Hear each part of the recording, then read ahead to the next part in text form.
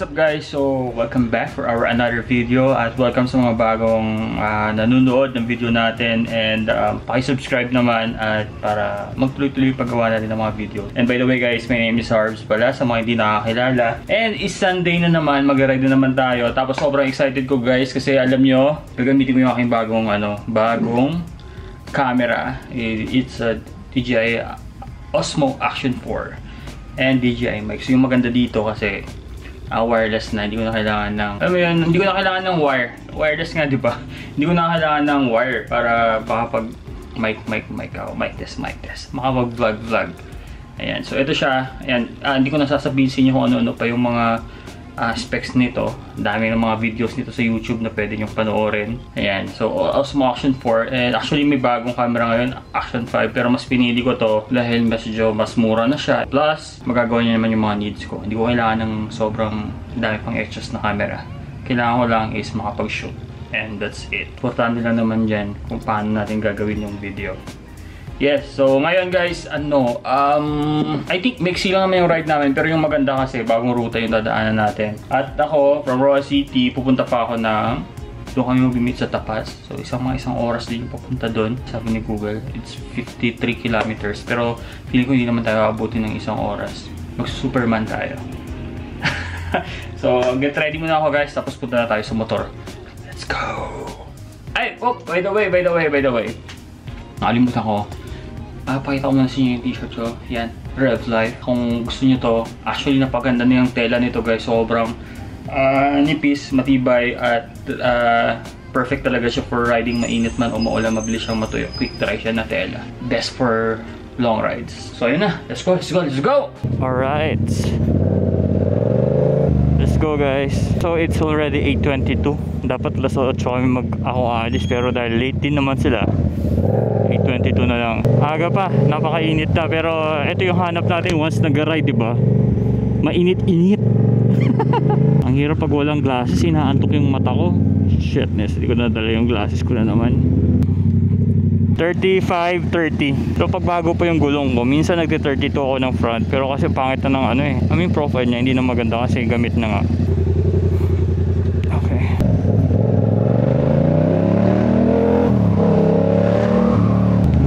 Gasing up.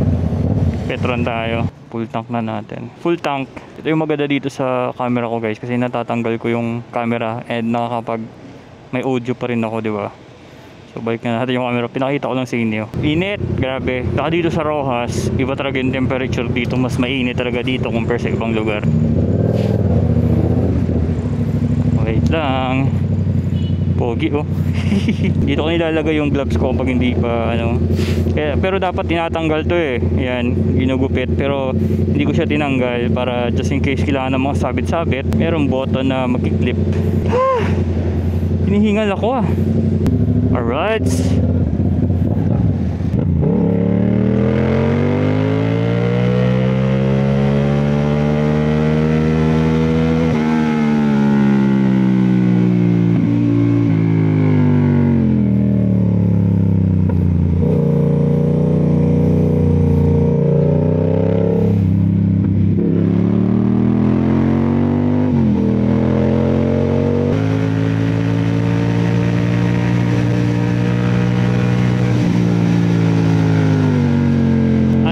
Kasi guys, inaayos ko pa rin yung yung geometry ng motor at suspension. Ngayon, alam ko na kung ano yung dahilan kung bakit nag-umpisa mag-wobble yung motor ko. Simula na nagpalit ako ng sprocket. Actually, dati okay naman kasi masyadong mahaba pa yung wheelbase. Tapos nang kinat namin yung kadena, pasok na ngayon ang gulong, so umiksi yung wheelbase niya. Nag-iba talaga yung handling ng motor. Kaya nagpaplano ako na bumalik talaga sa dati kong sprocket. Parang nasobrang pasok yung yung gulong ko sa rear eh. Dahil pumasok yung gulong, nag-squat yung motor, gumanon siya. So ngayon, yung inaayos natin, kailangan pumantay siya ulit ng ganun. Napapantay ko naman ng konti, kaso parang hirap talaga habulin, or else talaga i-atras ko ulit talaga yung gulong. Hindi ako expert sa pagdating sa ganito, pero yun yung pakiramdam ko at yun yung inaayos ko ngayon. Kasi simula ng medyo binaba ko yung front ko, nawala yung wobble. Ngayon, yung inaayos ko ngayon is yung stability na ng motor. Tanginang yan. Kaya ayaw ko talaga yung may mga changes sa motor eh. Kasi dati may motor ako, ang hilig ko mag setup, palit ng mga swing arms, mga kung ano-ano. Eh doon ko na-realize na sobrang pangit talaga pagkatapos. Motor ko dati kasi may Wave 125 ako, yun yung lagi kong sineset up. Kung ano-ano yung pinaglalagay ko, kung ano yung binibenta sa market, ilalagay ko doon. Kaya sabi ko, kapag nagmotor na ako, hindi na ako magpapalit ng mga kung ano-anong ganyan. Pero syempre hindi naman major changes yung yung sprocket na papalitan. Kaso yun nga, masyadong nagpapaloob yung gulong ko. Okay sana kung sakto lang, konting usog lang, pero pasok na pasok kasi. So ngayon yung pakiramdam ko, mataas yung feel ko sa motor. Yung front end ko mataas. Ang hirap kasi hindi ko siya pwedeng mapastiff. Kasi pag nag-stiff siya, pag nag-add ng preload, mag-i-stiff siya, tataas yung front ko. So ang hirap. Nawala yung wobble, yung problema naman stability. Tanginang yan. O siya, biyahe muna tayo. Tagal ko na hindi nakakadaan dito.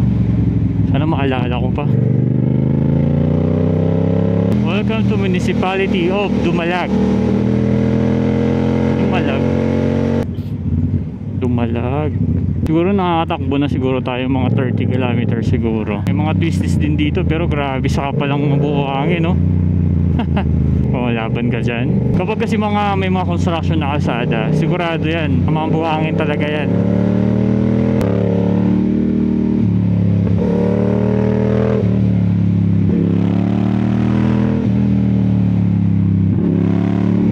Dito na tayo, guys. Dito na pala sila, oh. So dito na kami sa switch, dito sa Tapas. Ayan. Si Muril and si Francis. Naantay na lang namin yung mga taga-Aklan. Saan nga tayo pupunta ngayon, Mau? Cuartero. Tapos Maayon, Panitan, tapos balik tayo ng Sigma. Hindi, so nasa Tapas tayo ngayon. Saan yung saan dadaan? Dapat kasi, may diba mag-meet up tayo sa Kalinog. Kaso nga lang, medyo na-late na.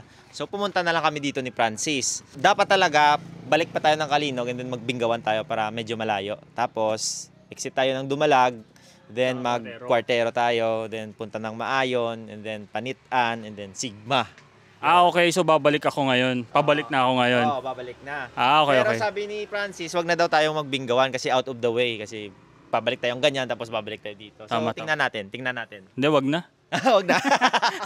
So, inaantay pa rin namin yung mga taga-Aklan. As of now, magte-10 na yata ngayon. Dito pa namin sa switch. Sa Tapas. And dito yung mga part na madudulas yung kalsada, yung mga mararaming aksidente kapag basa. Kasi ang kikinis naman talaga ng mga kalsada eh. Ito na area. So, ingat daw dito pag dadaan. Yan na sila, oh. 1, 2, 3, 4 riders. Hoy! May magpapa-shoutout. Sino? Mga kabataan dyan, manulam. Busy pare. Dok. Naiya, utang. Grab rider! Pare! Ako sa lang ako ni Mo Franz, sa unahan mo lang ko ah. Di ka mo kalin? Ha? Ako lang mga motor nyo. Di ka mo pakadto dere oh? Ang gawan, mabalik kami naglapaw. Pero Hi.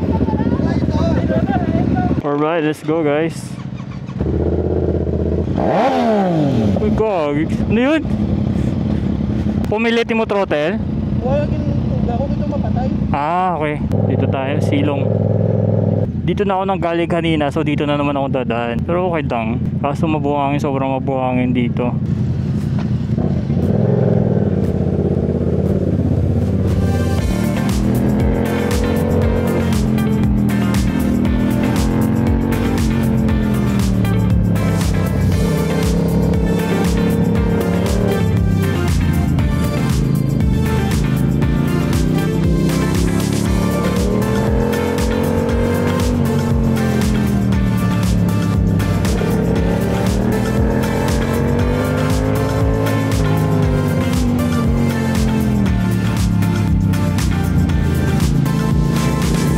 Alright guys, so nasa Cuartero na tayo. Uy, hindi na umikot. Quartero na tayo guys. Ito yung Quartero Market. So tatawirin lang natin yan doon sa kabila. And doon na daw yung bagong, hindi naman bago namin madadaan ng Twisties. At least kung maganda, meron ng medyo malapit-lapit sa akin dito, just in case na gusto ko mag quickie ride, parang ganun. And ito highway na to guys, Iloilo Capiz. Boom! Boom! Tuwang-tuwa si kuya eh. Kailangan natin mag-connect sa Sena para may information tayo kung ano nangyayari sa unahan.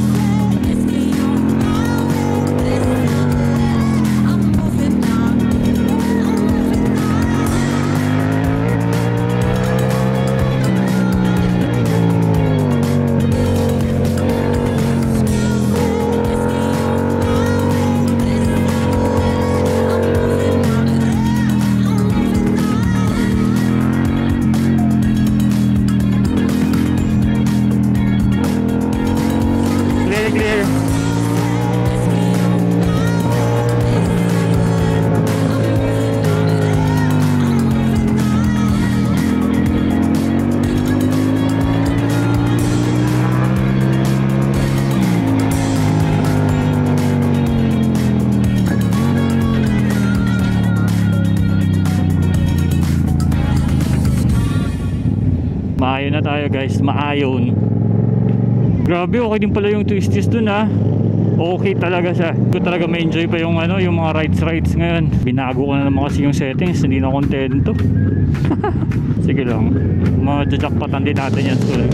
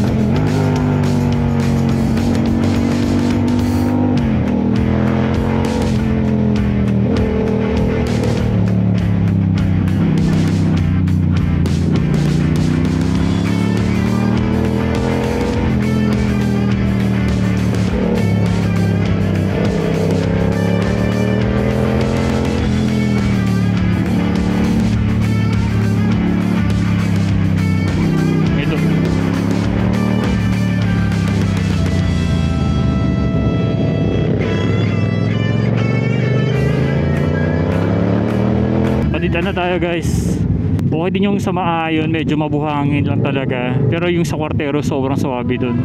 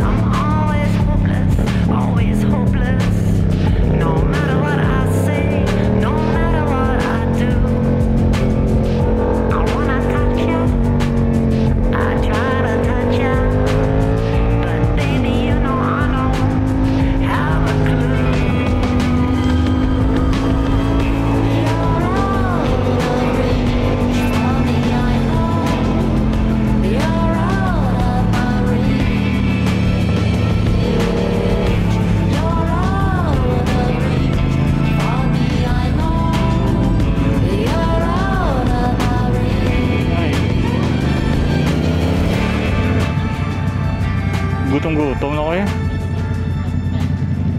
Dito kami sa may back grill, gutom na kaming lahat. Mag-alas 12 na. Tapos, ayan yung food namin. Chicken. Sabi na oh. Sabi no? Sabi. Lapit pa no? Ako kailangan magpalit ng gulong. Tinitipid ko kasi yung front ko eh. Tapos hindi naman mag-i-enjoy. Kunya namin. Kakamay tayo guys. Putang. Dessert namin guys. Leche flan. Gawa ni Carlo. Dapi. Ha? Marunong makiposisyon sa ride. Bakit? Yung mga matatanda, andito sa likod. Kaya mo yung mga bata magwaswas. Okay, mga 40s, dito tayo sa likod ha. Okay? Good sir. Bata pa man si Tapka ko. Tingnan mo. Bata pa oh. Oh. Yung mga 20s, yan. Ito na sa midline ni 30s. 30s na ako. 30 oh. 30 ka na. So Dap, tikman mo. Oh, huli mo na to. Tago mo na. Baka niya bukas.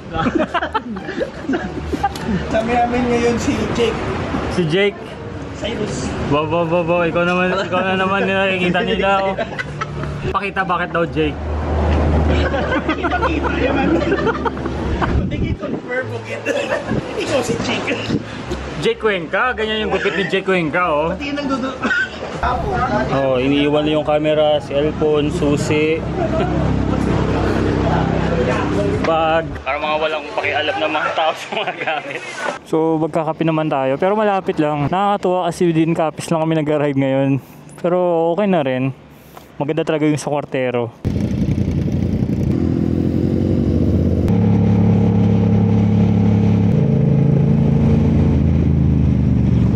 Ito pala oh.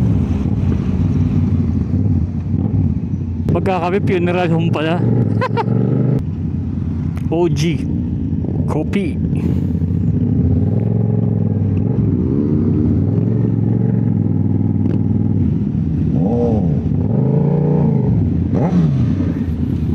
Alright. And so dito tayo sa highway ng Cuartero guys. Dito sa may kapihan. Yung no, all black. Oh.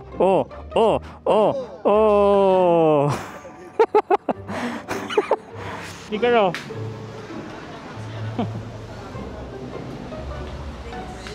Coffee. Dark chocolate. Wala. Pandan yung cucumber na lang. Hello guys, yung mga Pakita mo yung tsura mo kasi nung ganito. ito yung mga riders dito sa Panay. Yung unahin ko po yung questionista Burwanga. Ano yung pet peeve mo, sir? Pet peeve. Bakit cat po, sir? Bukod. Pet peb. Pet peb. Hindi favorite pet. Pusa yung sagot mo eh. Oh, syempre favorite pet. Ayan na. 1, 2, 3. Thank you, Dap. Thank you, Dap. Malamig muna tayo, guys. Bakit ka masaya? Sabi ka dyan, root. Ha? Amo lang to? Ang root ba? Kumbaga, yung root kasi ikaw sa nag-record na ugat yun. Akala ko route yan. Root para root. Rot square rot. Kanta. Ba't naman na magtatawa na bubuang po? Pero kanina for a while, na-feel ko nga parang Calatrava ang feel. Siguro Yung mga, hangin na, gamay mga na. 3 minutes. Amoy. Ang amoy, ng hangin. Yeah. Siguro probably may mga pine trees din kasi. Tapos eventually may moment na, ay, parang nasa Mindan lang din. Ano pet mo? Ah, ano favorite pet mo sa pet? Cat. Lelayo, we need the book. The most annoying person for you. Malang mo na, si Balaan ko na kung sinong mo ano yung person. Diri ka, oh. Kulang ka na. Wala mo kapit. Diri ka, oh. Pasok sa mga bata. 44. Ginapit niya tanan eh. Isidap kasi, kung nagra-ride up, ride according to age. Hayaan mo yung mga bata sa harapan, yung mga 40 plus, dito tayo sa likod. Dap, wrong ka, wrong. Wrong posisyon, malindok. Ano kayo nakikiwaswas sa mga bata? Let's G.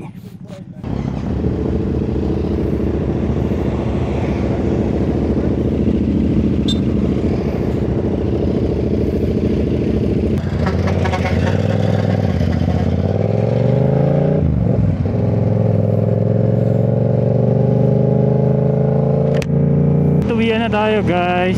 Woo! 1:48. Sobrang bilis lang ng ride namin. Okay lang din naman. Importante nakapag-banding, naka-chill, pahinga, break sa kung anumang routine natin everyday, di ba? Alright guys, so solo pauwi. Ayos lang yung ride natin, ayos lang din naman.